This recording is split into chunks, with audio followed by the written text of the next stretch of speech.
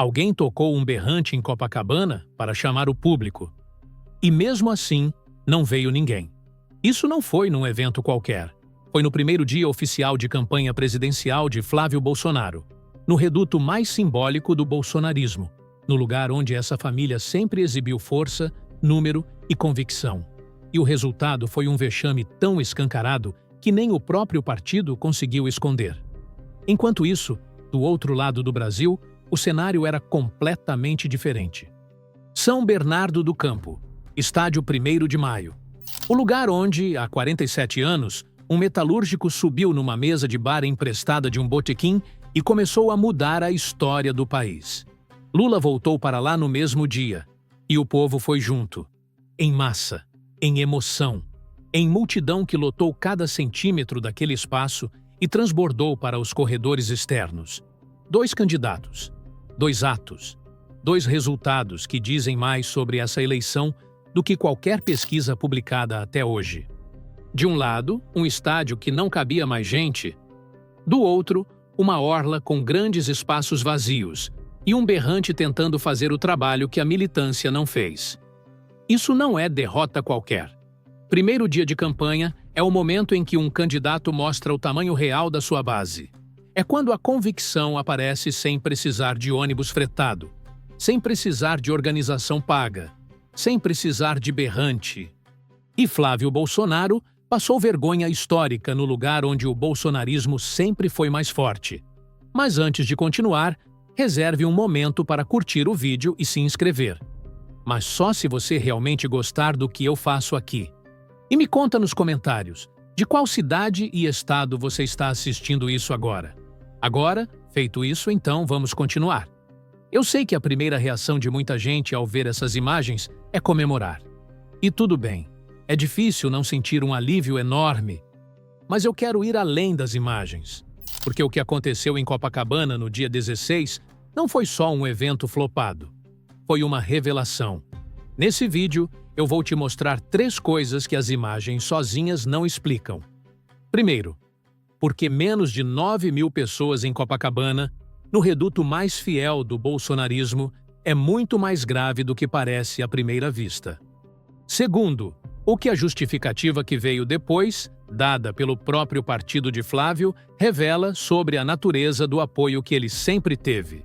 E terceiro, como um vídeo postado pelo próprio Flávio dias antes do comício entrega, sem querer, o que ele realmente quer da presidência da República. No final, você vai entender por que o vexame de Copacabana não foi acidente, não foi azar e não foi culpa do clima. Foi sintoma. E sintoma de algo que vem se acumulando há anos. Só um segundo antes de continuar. Cada vez que esse assunto aparece, metade das pessoas na conversa não tem os fatos e acaba perdendo o debate mesmo tendo razão. Se você não quer ser essa pessoa, olha o que eu deixei na descrição desse vídeo e também no primeiro comentário fixado. Dito isso, vamos continuar. Vamos aos números, porque eles são mais eloquentes do que qualquer opinião. Segundo levantamentos publicados por veículos de imprensa, o ato de Flávio Bolsonaro em Copacabana reuniu aproximadamente 8.900 pessoas. Em Copacabana, em um domingo de agosto, no lançamento oficial da candidatura presidencial, no lugar onde o próprio Flávio e seu pai sempre fizeram questão de mostrar que o povo está do lado deles. E isso não é detalhe pequeno, porque Copacabana não é um lugar qualquer para o bolsonarismo. É o endereço simbólico da força desse movimento. Foi lá que, em atos anteriores, a família Bolsonaro reuniu multidões para mostrar ao Brasil que tinha base, que tinha povo, que tinha convicção. A orla de Copacabana virou, ao longo dos anos, o cartão postal do bolsonarismo em movimento. E foi exatamente por isso que Flávio escolheu esse lugar para o lançamento oficial da candidatura. Porque nenhum outro lugar diria mais sobre o tamanho da sua força do que aquele trecho de praia no Rio de Janeiro. O problema é que no dia 16, esse mesmo lugar disse exatamente o oposto. Repare no detalhe que confirma o vexame sem precisar de ninguém de fora para dizer. O próprio vídeo publicado por Flávio no Instagram, o vídeo oficial da campanha dele, Não tinha uma única imagem aérea, nenhum drone, nada que mostrasse o conjunto. Só closes fechados, enquadramentos curtos, ângulos que tentavam fazer parecer que havia mais gente do que havia. 5 drones voando naquele dia, e nenhuma imagem aérea no vídeo oficial. Isso não é coincidência, é escolha. E escolhas dizem muito. Enquanto isso, em São Bernardo do Campo, o estádio 1º de Maio registrava o oposto. Arquibancadas tomadas, campo ocupado, gente que não conseguiu entrar e ficou do lado de fora acompanhando o que acontecia dentro. As imagens aéreas, essas sim foram publicadas sem problema nenhum, mostravam um espaço sem brecha. A diferença não é de grau, é de natureza. E o ponto central aqui é o seguinte: Copacabana é o território deles. Se Flávio não consegue lotar o próprio reduto no dia mais importante da campanha, com toda a estrutura do partido, com toda a visibilidade do momento eleitoral, onde exatamente ele vai buscar os votos que as pesquisas dizem que ele tem? Porque tem algo que não fecha. As pesquisas colocam Flávio com quase 40% das intenções de voto, e menos de 9.000 pessoas foram ao lançamento da candidatura dele no lugar mais simbólico da base bolsonarista. Ou o número das pesquisas está errado, ou o número de Copacabana está errado. E você acabou de ver as imagens com os seus próprios olhos. Mas o número de pessoas é só a superfície do problema. O que veio depois foi mais revelador ainda. Quando os jornalistas perguntaram ao líder do PL, Valdemar Costa Neto, o mesmo que comanda o partido de Flávio, por que o ato tinha reunido tão pouca gente, comparado ao de Lula, a resposta foi essa: porque a gente não deu ônibus. Pause aqui. Pense bem no que isso significa. O líder do partido acabou de admitir publicamente que quando o PL dava ônibus, quando havia logística paga, caravana organizada, estrutura fretada, as pessoas iam. Quando não havia, a Copacabana ficou vazia. Isso não é uma defesa de Flávio. É uma acusação involuntária. Significa que o apoio que o bolsonarismo sempre exibiu em praças e praias não era orgânico, era operacional. Era produto de mobilização paga e estrutura partidária. E quando essa estrutura para tudo. Mas tem outro elemento nesse cenário que precisa ser nomeado, porque ele revela o tamanho real do isolamento de Flávio nesse momento. Flávio Bolsonaro está concorrendo praticamente sozinho, sem o MDB, sem o União Brasil, sem os grandes partidos do Centrão que costumavam orbitar em torno do bolsonarismo quando havia poder e recursos a distribuir. A maioria das siglas que antes faziam parte da base aliada da família se afastou, algumas por cálculo eleitoral, outras por pressão das investigações, outras simplesmente porque perceberam que embarcar nessa candidatura representa mais risco do que retorno. E sem essa estrutura partidária, sem essa rede de cabos eleitorais espalhados pelo país, sem o fundo eleitoral sendo distribuído como instrumento de atração, o que sobra é exatamente o que apareceu em Copacabana. No palanque de Copacabana estavam presentes políticos que carregam investigações pesadas nas costas. Só Cavalcante, por exemplo, um dos nomes que discursou, é o mesmo deputado federal encontrado com R$470 mil em dinheiro vivo em casa. Valor que nunca foi explicado satisfatoriamente. E quem não estava? Michele Bolsonaro. A figura que Flávio mais queria ao lado, aquela que poderia energizar a base evangélica e dar um rosto diferente à campanha, simplesmente não apareceu. Nem no lançamento, nem no palanque, nem nas imagens. E isso não é detalhe menor. A base evangélica é exatamente o segmento que muita gente aponta como o coringa de Flávio nas pesquisas. Aquele voto que viria em silêncio, motivado pela fé e pelos valores. Michele era a ponte para essa base. E no dia mais importante da campanha, essa ponte não apareceu. O que isso sinaliza para quem estava esperando um sinal de força? Que a própria base ainda não está convicta. O vice que sobrou, Alfredo Gaspar, foi descrito por quem acompanhou os bastidores como aquele que estava disponível. Não foi uma escolha estratégica, foi o que restou depois que as opções mais desejadas não se materializaram. Repare no padrão: sem ônibus, sem Michele, sem aliados livres para aparecer, sem partidos relevantes ao lado, sem imagens aéreas no vídeo oficial. O que sobrou de Copacabana foi um berrante e menos de 9.000 pessoas em um dos trechos de praia mais movimentados do Brasil. Só que tem um detalhe que vai além de tudo isso e que muda a forma como você vai enxergar essa candidatura. Guarda bem essa informação, porque é aqui que muita gente percebe que sabia do caso, mas ainda não tinha entendido o tamanho dele. Se você quiser deixar isso tudo mais fácil de consultar depois, eu deixei um presente na descrição e também no comentário fixado. Seguimos. Enquanto em São Bernardo do Campo a bandeira que dominava o estádio era a do Brasil, verde, amarela, presente em cada setor, em cada arquibancada, em Copacabana a bandeira mais visível, a que aparecia com mais frequência nas imagens, era a dos Estados Unidos. Isso não é detalhe de protocolo, isso é mensagem. Flávio Bolsonaro é o mesmo candidato que, em declarações públicas, já sinalizou que colocaria o Brasil sob a orientação direta do governo Trump desde o período de transição. É o mesmo candidato que faz da subserviência a Washington uma espécie de programa de governo implícito. E no dia do lançamento da candidatura, o momento mais simbólico de toda uma campanha, o que aparece empunhado pela base dele, não é a bandeira do país que ele quer presidir. É a bandeira do país que ele quer servir.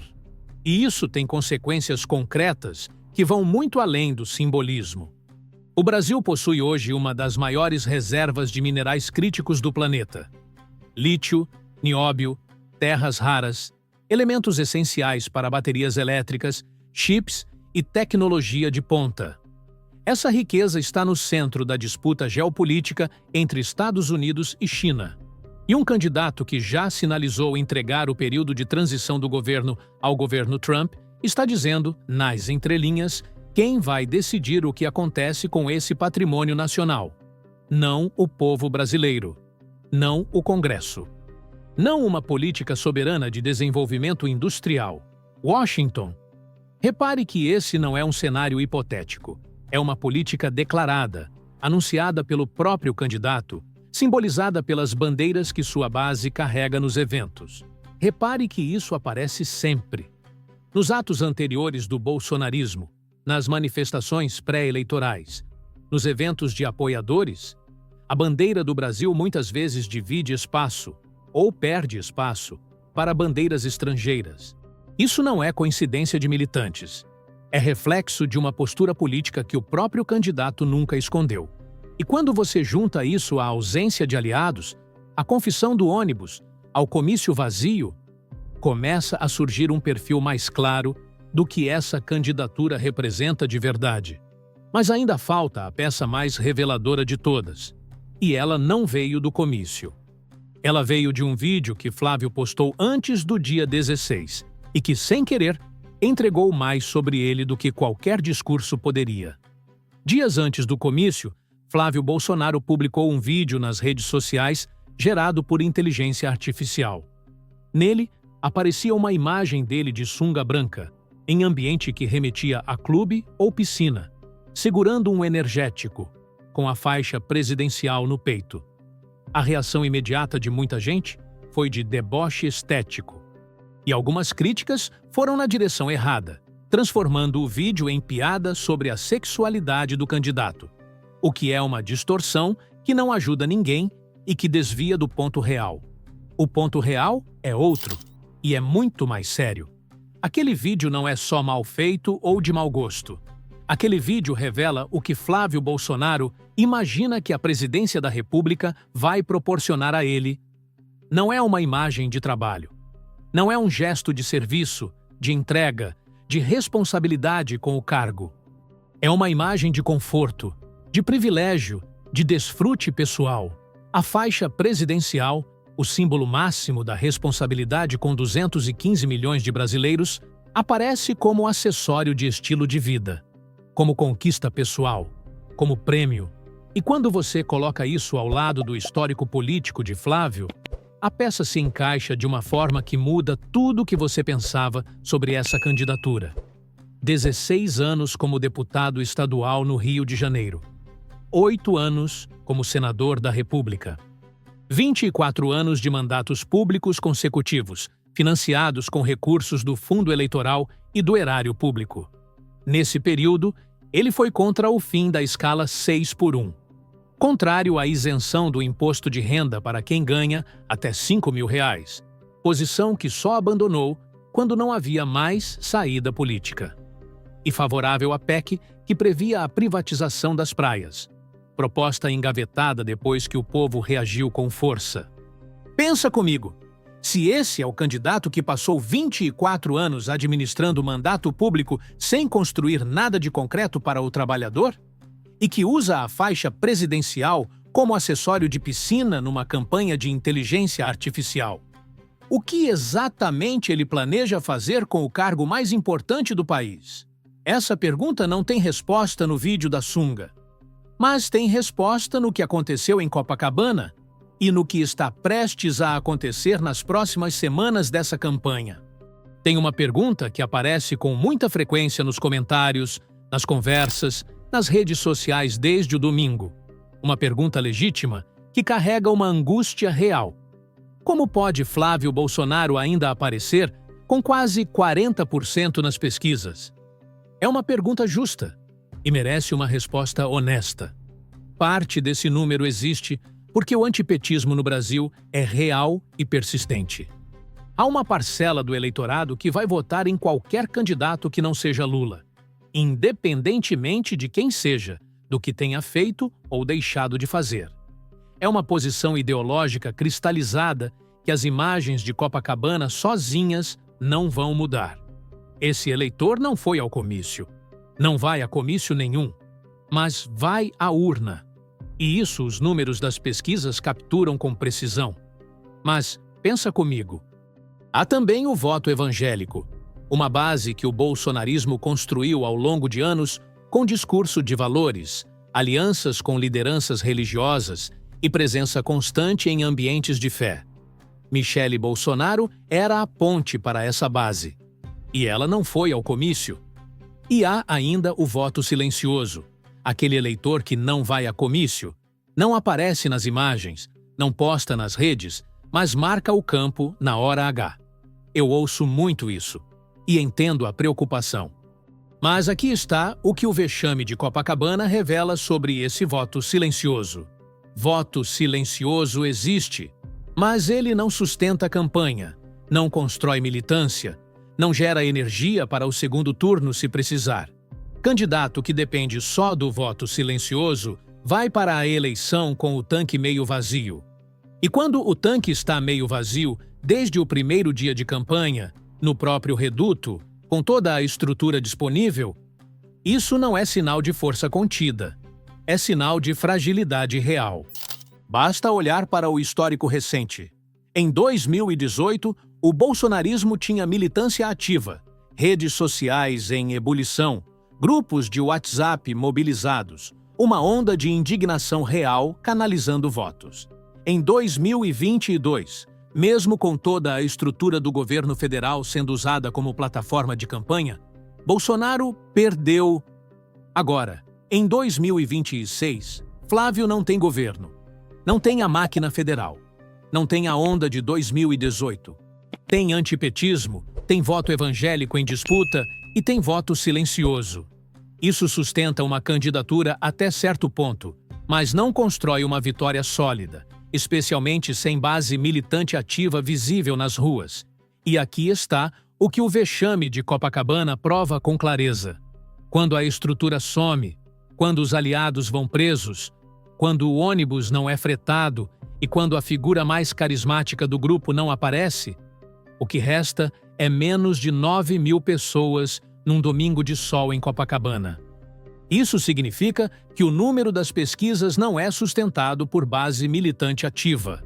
É sustentado por intenção de voto passiva, por rejeição ao adversário, não por convicção no candidato.